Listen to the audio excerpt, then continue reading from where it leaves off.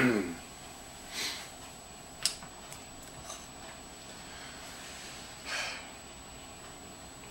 guys, so it's been a while since my last update for my bell tower video.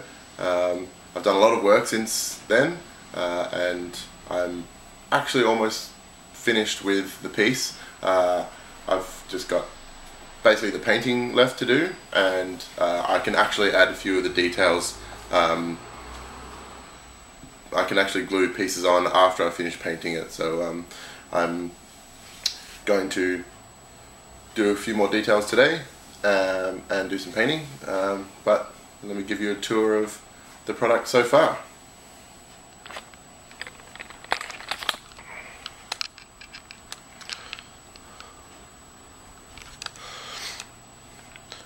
So starting off with the bell contraption itself, this is a Christmas tree decoration bell that I picked up from this ghastly Christmas store here in Victoria.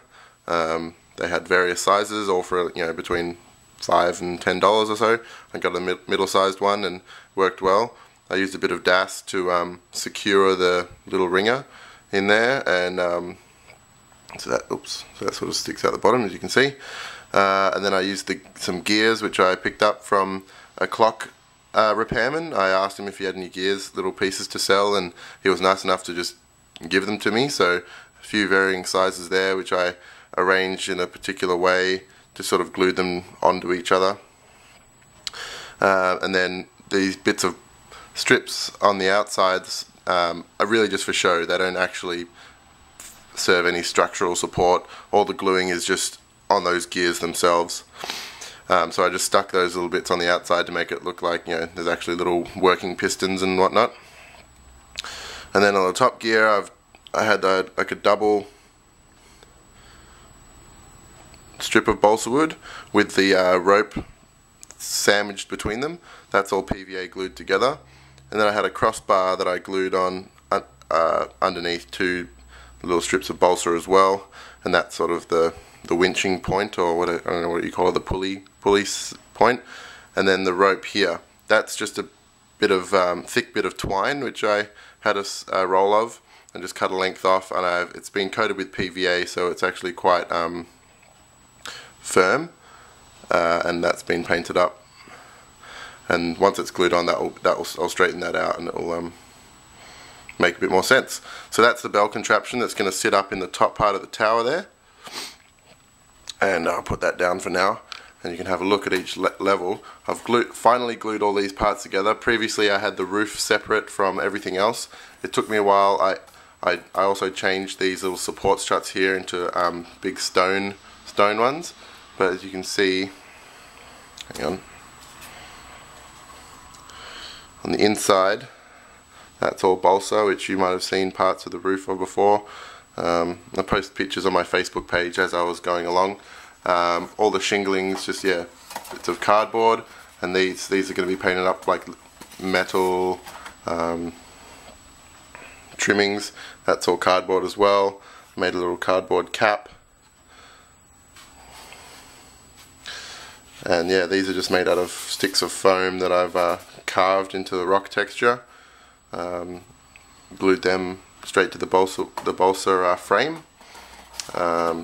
I had some balsa strips before. They were quite thin and kind of spindly, and they pretty much just broke straight away, so that goes to show that they weren't the right material for this like big structural job.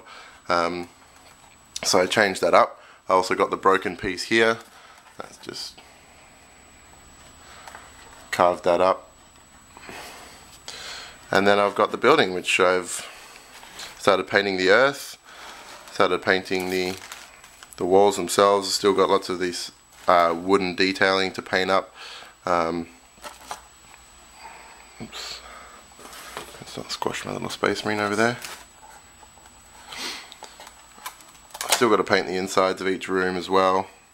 The floor tilings, still haven't decided how I'm going to paint that yet. I've painted the dirt on the inside of the bottom floor as if lots of dirt has flown in through the front. And even got bits of foliage in the corners and stuff, like it's all getting all overgrown. I'm still working on painting the staircase. The ladder's pretty much finished the base coat. If I give this whole piece a turn, you can see the foliage that I've done. I think I'm going to, oh, that's a tiny bit of foam there. Doesn't need to go. I'm going to apply some washes to the brighter, it doesn't really show up on the camera, but I've used a few, like 3 different types of foliage here. I've used some lichen in some small areas and that one big shrub over here. I've also used some clump foliage, turf I think they call it, when it's sort of like clump foliage that's being ground. That's sort of like a more of an olive green.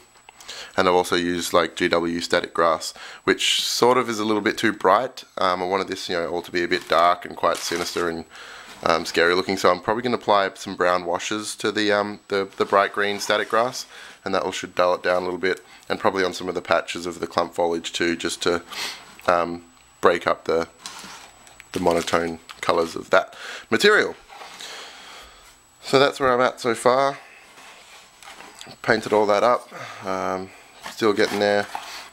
Really not that much to do. I mean, I reckon half a day of painting and I could pretty much get all this done. And then I'm going to glue on things like I've got some door details. I wonder if I've got them lying around. I had a little fun with making little bits and pieces out of balsa wood. Like here's like a shitty table. It's not really to scale. I just felt like making that. Where are those doors? I don't know. They're somewhere. I made some cool little detailed like hinge doors, so that there'll be 2 here. One will sort of be wide open. One will probably be broken down, laying on the floor. But I can paint those separately and just glue them into place later on as details. As Dredd has said in one of his videos before, it's much easier to paint sections as you go than to try and do a mammoth build and build everything at once. I've really heeded that advice and it's definitely worked out. Before I even finished that section, I started painting this because I was getting a bit, I wouldn't say bored, but I was lacking sort of direction with the building, so I started doing a bit of painting and that's definitely worked out for the best. So I'm going to post this video and hopefully the next one will be the complete finished product. And forewarning, this piece is I'm probably going to auction it maybe on eBay or something, just because my wife and I plan to move back to Australia at some point this year, and this piece is going to be too big and bulky and fragile to warrant shipping.